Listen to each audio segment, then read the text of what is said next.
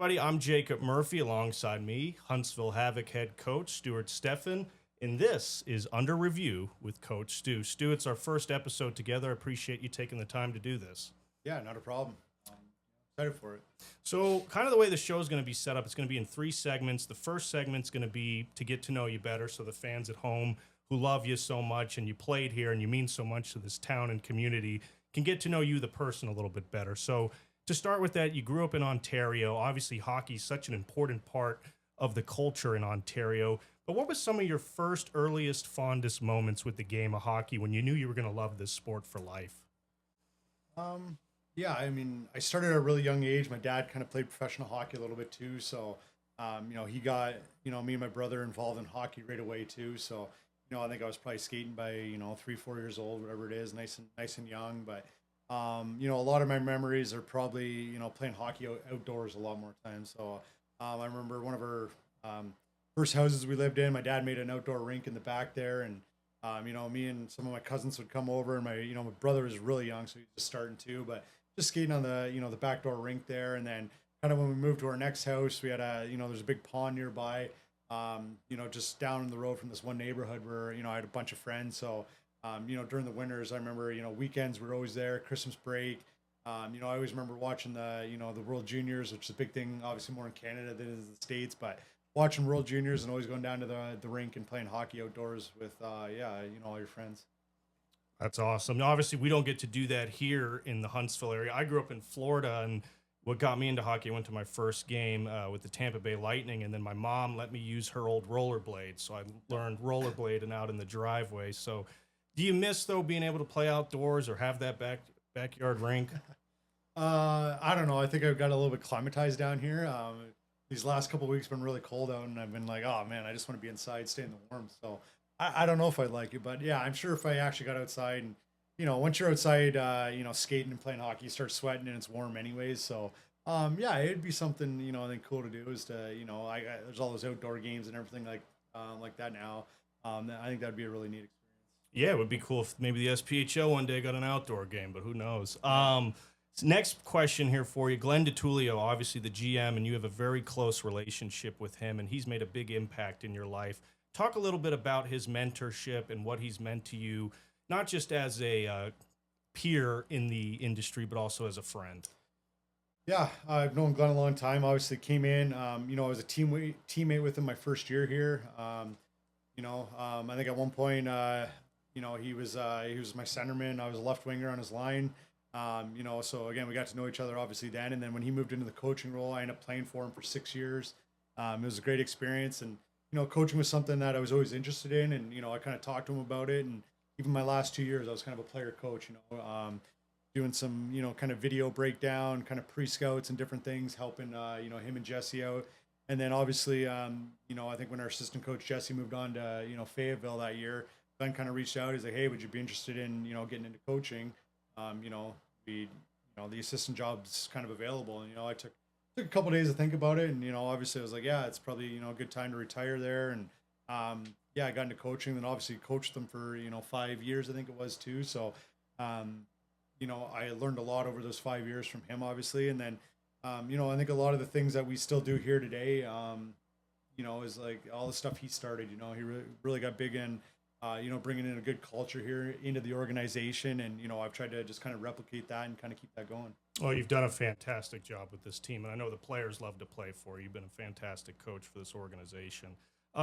Segment 2, we're getting kind of into more of the stats and what's going on in the league here. We're past the halfway point. What are 2 things that you've been very impressed and happy about with what the team's been able to accomplish, and what are 2 things that you want us to still work on and improve on going into a playoff push? Yeah, I think to start the year again, I thought we had a very good start to the year. I think we had a 5-game winning streak to start. Again, we were rolling right from the beginning there, and then obviously offensively, I think we're leading the league in goals scored. We got a really good offense, able to generate a lot of chances every single game. There's games where it just doesn't go in, but I still think we're able to create enough chances every game to give ourselves a chance to win. And then the defensive side of the puck, we've kind of been up and down with that a little bit. There's times where we've shut it down and played really, really good defensively. And there's other times where, we're a little bit, leaky, give up too many chances, give up too many goals. And, I think that's an area that we've had to focus on here the last like month and a half too. Is just trying to be better defensively. Not giving up as much off the rush, and then obviously our D zone structure trying to be a little tighter there as well. Yeah, and Brian Wilson's played a big part in that. He's second in the league in minutes, tied for first in shutouts. What has Brian Wilson meant to this team? And I think, in that month of December, I thought he should have won goalie of the month for that month. But, I mean, I feel like from December on, he's really been a massive game changer for this team. Yeah, he's been huge for us. We brought him back this year, obviously, and wanted him to be our number one goalie, and I think he's done that. He's earned that right. To get these starts. Obviously starting tonight too. In a big series. So, but yeah, he's kind of sometimes I think your goaltending you need it to, but at the same time he's covered up some of those warts with our defensive game. So, I think early on in the year when we were playing really well, scoring a lot of goals, he was making big saves too. You know what I mean? Which covered up some of that stuff. But then there's times where, you just end up giving up too much. And, sometimes they, end up in the back of your net and then you don't score enough goals. And then, some of that stuff gets exposed. But yeah, he's been a rock back there. Again, like I said, he always comes up with, the big saves and I think the big key moments was exactly what you need from your goalie. Yeah, he's very clutch. I remember in that Knoxville game, they were on a penalty kill and they had a breakaway. I think it was Braden Stannard came in and Wilson made a huge save. And in that Evansville game that we came back on, we mentioned multiple times during that game that even though it was 4-1, he made some saves that kept us in the game, and the way he's able to stay focused and dialed in no matter the situation. And then real quick, Coach, last weekend, 2 games against Fayetteville, able to get 3 points on the road. Both games went to overtime. Despite their positioning in the standings, Fayetteville played a really good weekend series there. Yeah, I mean, I think there's a lot of parity in the league this year. I think in previous years, you go up against, maybe the bottom couple teams and like you almost expect to win every single night. I think this year there's a lot more, like I said, parity. If you look at the bottom of the standings, like a bunch of those teams are all really, really close and tight. Again, any team can beat, anyone on any night. So you can't take anyone lightly. But yeah, we went in there last weekend. The first game, didn't love our first 2 periods. Like we didn't play our style of hockey. And, I thought Fayetteville, played really well. The one thing with Fayetteville is they're really good defensively. They're a hard team to score on. They're just having a little trouble scoring goals this year. But yeah, they played really well. And then came out in the third period and we finally started to, play our game, look like ourselves again a little bit. Gave ourselves a chance to win the game and at least get the game to overtime. So that was good to see. And then obviously just kind of overtime, it's 50-50. I mean, it's 3-on-3. We had a chance to score. We didn't. And then, we ended up taking a penalty and they scored in overtime. And then, the second game, again, I thought our first 2 periods, we were great. It was very similar to that third period. Felt like we were playing our game. Third period kind of came out and felt like we were, maybe a little tired. It was a quick turnaround, a 1:00 game. And, maybe we just ran out of gas a little bit or just maybe, took our foot off the gas maybe, again, just kind of, I don't think played our level of play and kind of allowed them back in the game. And then again, got to overtime, but then, we were able to find a way in overtime to win. Coach, I've noticed recently with the lines, Kestner now playing center versus on the wing. Obviously, I've noticed even on the wing, he plays a great 2-way game. He's obviously got a fantastic shot, great facilitator of the puck. What's it like having him at center now versus on the wing?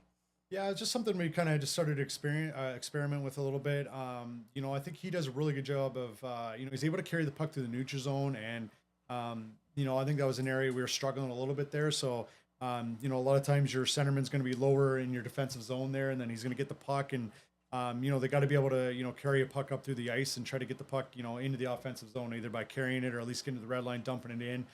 So I think he's done a great job of that. So again, if we can, if he plays solid defensively, he's big and strong too. So again, down low in the D zone, he can win a lot of puck battles and then get that puck and hopefully, get it to his line mates there and hopefully we can break out of the zone was kind of the thought. And again, I think it's been working pretty well. So it's nice having him carry the puck through the neutral zone there and trying to, again, that helps us, create some more offense and, helps us, allows us to play in the offensive zone. Coach, obviously, big time series this weekend against Peoria. They've pointed in their last 17. They've won 10 straight games, but it's their first time coming here to Huntsville to play this season. Yep. It's going to be a big matchup. Do you guys kind of view this as any kind of a measuring tape matchup or a playoff type atmosphere going into this, or is it just another game? No, I think it's definitely a bit of a measuring stick. I mean, they're in first place, like you said, points in 17 straight games. Like they're the top team right now. We think we're, one of the top teams as well. So it's good to see how we come out and play. I think the guys should be fired up. Especially, yeah, like you said, being on home ice here. We've had a good home record this year, so we got to keep that going, and we got to make sure that we're, I think ready right from puck drop, because again, they're a team. They're really good defensively. They don't make a lot of mistakes, and they just wait for you to make a couple mistakes, and then they're very opportunistic and they'll jump on you. So, we got to make sure we're ready to go right from puck drop, and we got to, have our foot on the gas for 60 minutes if we want to, win the game tonight. No, and that's a great point, because one of the stats that stood out to me from Peoria, they're 13-0 after they're leading and after the first period. You guys are 11-1-2. So, I mean, like you mentioned, that fast start's going to be crucial tonight, because if either of the teams are able to get the lead after the first, both of you guys have a very good winning percentage after that fact. You look at this series and you think about back in the playoffs that you played them in 2024. Is there any bit of a rivalry between us and Peoria? I mean, I think it's gone back even, prior to that. I think it was 20. I can't remember. It was back when I was playing, and maybe 20. I can't remember if it was 16 or 17. I think we lost to them in the semifinals, and then a year or two later, we ended up beating them in the finals to win our the championship there in 2018. So again, I think that rival's kind of gone back even to then. And then every year it seems like we're both at the top of the standings. Every time, we have like mini series like this against them. Again, it's always gets heated. It's always exciting. I think both teams, again, there's some years, a couple years ago, we actually, beat them quite a bit in the regular season. Obviously, they got the best of us in the playoffs. And then, last year they kind of, I think they took, 2 out of 3 or 3 out of 4 from us during the regular season too. So it kind of goes back and forth every year. So hopefully, the guys are fired up, and, hopefully this is the year, we take it to them more than they take it to us. Definitely excited to watch this series this weekend. They play both here Friday and Saturday. And Coach, last part of this show, I'm most excited about this. It's our fan segment, Life Advice with Coach Stu. I always feel like coaches have the best life advice. And our question today from a fan is, you seem so calm, cool, collected behind the bench. What advice would you give to someone that's dealing with stressful situations, high anxiety in life? Obviously, there's a ton of stress behind the bench, but what do you do to kind of get your inner zen and keep calm in those tough situations? Yeah, I mean, it's funny. You're not always, cool, calm, and collected back there. There's definitely times where you definitely get a little heated, but, there's a couple things. The one thing I'd always say is, like, there's a lot of things you can't control, right? You can't control the referees. You can't control the other team, a lot of that stuff. So it's always just trying to, we always talk about with our guys who just control what you can control, right? So again, me flying off the handle, getting our guys all riled up isn't always the best thing, right? So, referees having a bad game, the other team's playing well, maybe they're, a lot of hooking and holding. Again, that's stuff I can't control. So why worry about it? Don't stress over it. Just, focus on our guys, focus on our team, trying to get the best out of them, so that they can play at their best and not worry about those, those things outside of our control. Well, I appreciate the time, Coach. Best of luck this weekend. Thank you, sir. All right. No problem.